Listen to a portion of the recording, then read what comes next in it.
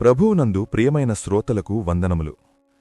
ఈ నిశ్శబ్ద సమయంలో మీ హృదయ లోతుల్లో ఒక ప్రశ్న వినిపిస్తోందా? మనం ఎన్నో శబ్దాల మధ్య జీవిస్తున్నాం.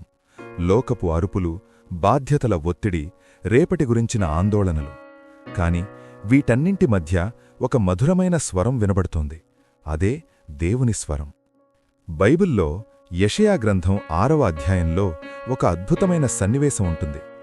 ప్రవక్త అయిన యెషయా దేవుని సన్నిధిలో ఉన్నప్పుడు పరలోకపు సింహాసనం నుండి ఒక పిలుపు వినిపించింది. నేను ఎవరిని పంపెదను? మా నిమిత్తము ఎవడు పోవును? లోకం చీకటిలో ఉంది. ఎంతోమందికి ఒక ఓదార్పు మాట కావాలి, ఒక నిరీక్షణ సందేశం కావాలి. దేవుడడుగుతున్నారు, నా ప్రేమను పంచడానికి ఎవరు వెళతారు అని. బహుశా మీరనుకోవచ్చు, నేను సామాన్యుడిని కదా, నా వల్ల ఏమవుతుంది అని. కాని గుర్తుంచుకోండి, దేవుడు మీ బలహీనతను చూడడు, మీ సమర్పణను మాత్రమే చూస్తాడు. యెషయా తన అపవిత్రతను ఒప్పుకున్నప్పుడు దేవుడు తనను పవిత్రపరిచి ఒక గొప్ప ప్రవక్తగా మార్చాడు. ఈ క్షణం, మీరు వింటున్న ఈ సమయం అనుకోకుండా జరిగింది కాదు. దేవుడు మీతో మాట్లాడుతున్నారు.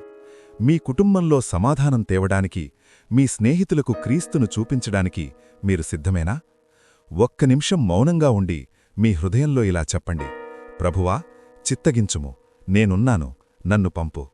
ఆయన మిమ్మల్ని వాడుకోవడానికి సిద్ధంగా ఉన్నాడు. రేపటి కొత్త ఉదయం మీ ద్వారా ఒకరి జీవితంలో వెలుగు నింపాలి అని కోరుకుంటూ సెలవు. దేవుడు మిమ్మల్ని దీవించునుగాక.